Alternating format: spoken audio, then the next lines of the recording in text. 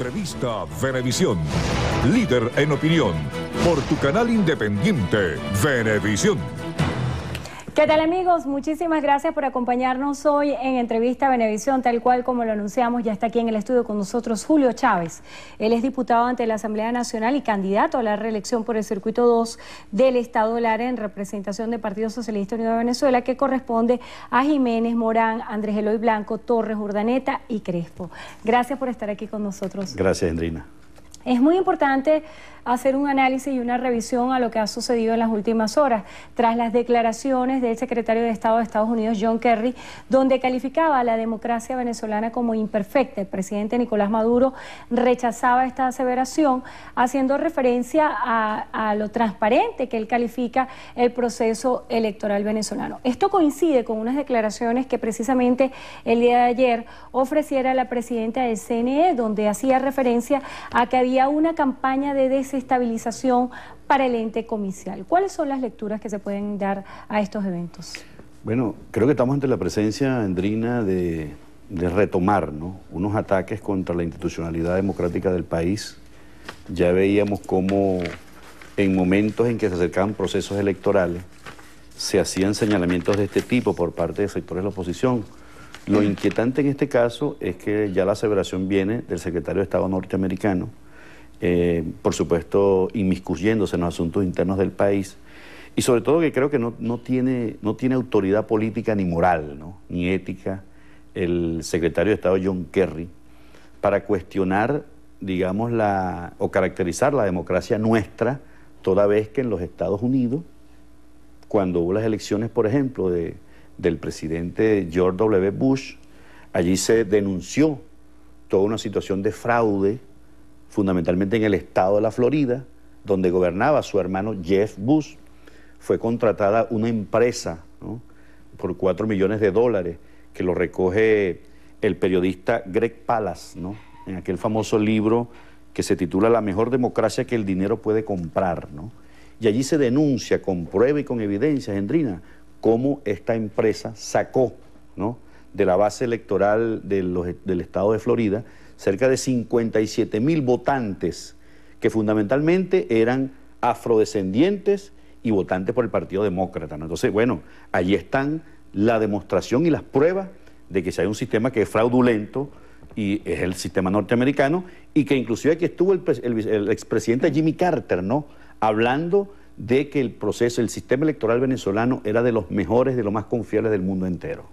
Ahora que usted menciona la palabra pruebas y la necesidad de poner en evidencia los hechos, el presidente de la República, Nicolás Maduro, el día de ayer también señalaba que existía una suerte de bloqueo internacional, y él decía que esto era de alguna forma la justificación a lo que distintos voceros del gobierno han denominado una guerra económica. ¿Qué pruebas pueden tener los venezolanos de que estamos en presencia de una guerra económica? Y si es así, que existe una guerra económica, ¿qué es lo que ha pasado que no ha habido una respuesta contundente para resolverla?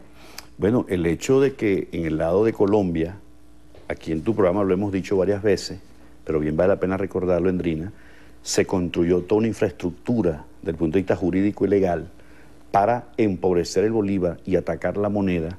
Esa es una delegación que hace el Banco Central de Colombia, la única parte en el mundo, ¿no?, donde un Banco Central delega en particulares, es precisamente en el caso de la frontera Venezuela-Colombia. Eso no ocurre con la frontera de Colombia con Perú, Colombia con Panamá o con Ecuador, sino estrictamente con Venezuela. Y allí se desarrolló, en el marco del Plan Colombia, bueno, toda una infraestructura, las bases militares que están del lado, por cierto, del lado de Colombia, todas estas casas de cambistas que se establecieron en la zona, los campamentos de paramilitares, y denunciamos aquí en tu programa, por cierto, bueno, toda una estructura paramilitar que no solamente existe, Andrina, del lado de la frontera de Colombia con el Táchira y con Apure, sino que inclusive también hemos recibido información de la presencia de una estructura paramilitar del lado del estado Amazonas, y que sin duda, pues, la situación que se vive en el estado Amazonas es tan delicada porque además tenemos allá la presencia de un gobernador que ha venido facilitando, ¿no?, la actuación de estos grupos en esa importante zona fronteriza. Diputado, si esto es así, y bien coincide usted en decir que lo ha señalado en otras oportunidades en este mismo espacio, ¿cuál pudiera ser el impacto que ha tenido la declaración de estado de excepción, el cierre de las fronteras? Porque si se trataba de una estrategia para tener un impacto en lo económico, no hemos visto un resultado en lo económico que pudiera decirse haya sido consecuencia del cierre de la frontera. ¿Cómo medir este impacto? Bueno, si tú observas los resultados que en lo inmediato, ¿no?, se observan en la zona fronteriza del lado venezolano, donde ya prácticamente desaparecen las colas para tanquear, como dicen del lado de Colombia, ¿no?,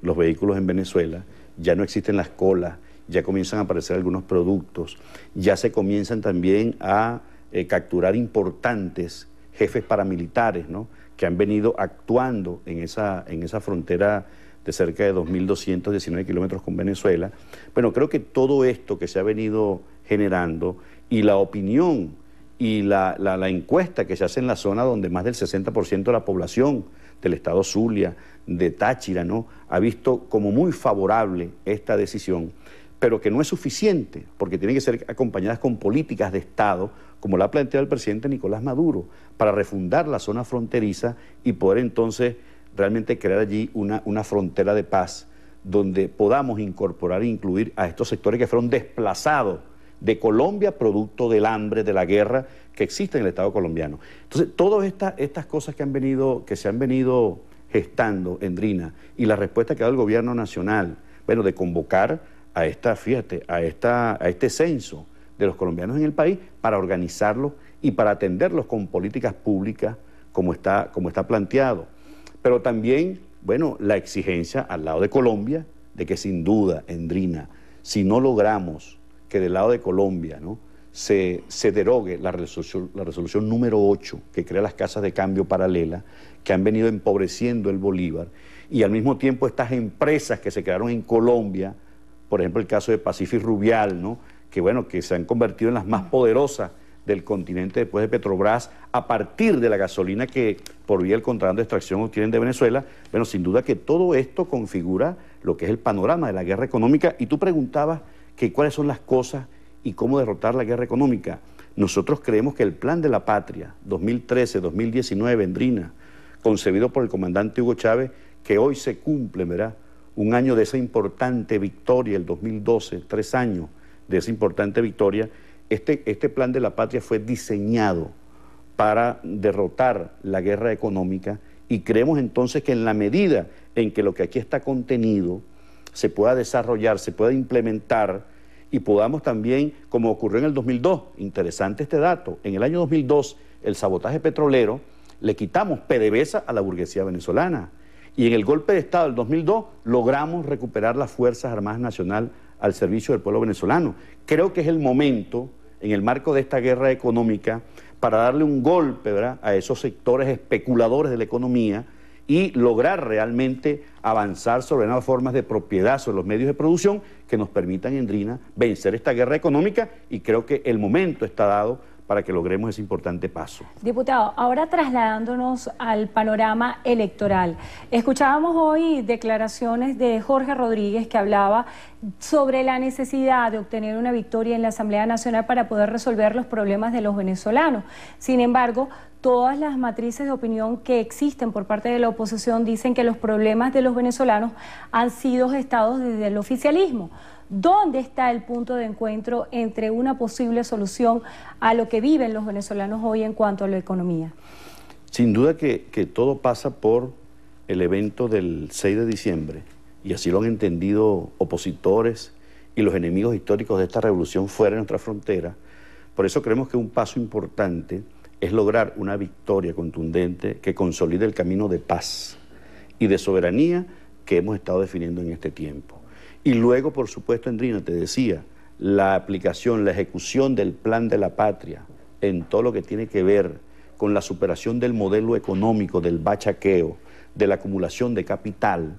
que sin duda ha fracasado. No lo digo por el caso venezolano, en el mundo entero ha fracasado el modelo, la lógica del capital, y por eso creemos nosotros que a partir de la victoria contundente que vamos a obtener la Fuerza Revolucionaria y la Alianza Perfecta en estas elecciones parlamentarias, se debe acelerar y profundizar la construcción de lo que está contenido en el Plan de la Patria en materia económica, porque esa tarea está pendiente. Avanzamos en lo político, hemos avanzado en lo social, hemos avanzado en lo territorial, en lo internacional, y está pendiente la tarea económica, que creo que es el gran reto de esta revolución. Y te decía entonces que en el marco de esta guerra económica, la victoria nuestra va a ser arrebatarle a la burguesía, bueno, esa situación en la que han sometido al pueblo venezolano, de desabastecer productos de manera programada, estimular el contrabando de extracción, y todo esto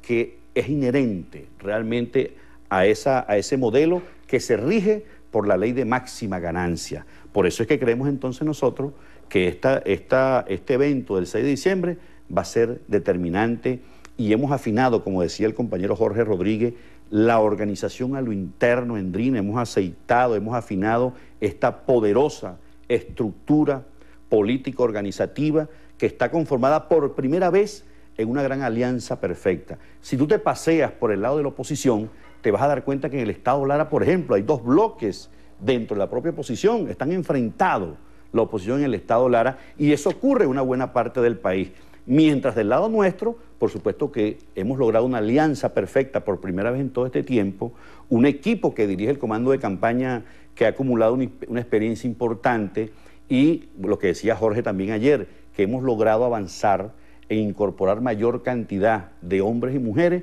que se van a sumar entonces a esta jornada del 6 de diciembre, y que es necesario para seguir manteniendo la paz y, por supuesto, profundizar en la construcción del proyecto histórico. Diputado, se nos agotó el tiempo. Yo quisiera que en pocas palabras me responda cómo van las investigaciones acerca del dirigente parroquial del Partido Socialista Unido de Venezuela que fue acribillado la semana pasada. Sí, nosotros hemos estado haciendo la alerta de que la semana pasada, el miércoles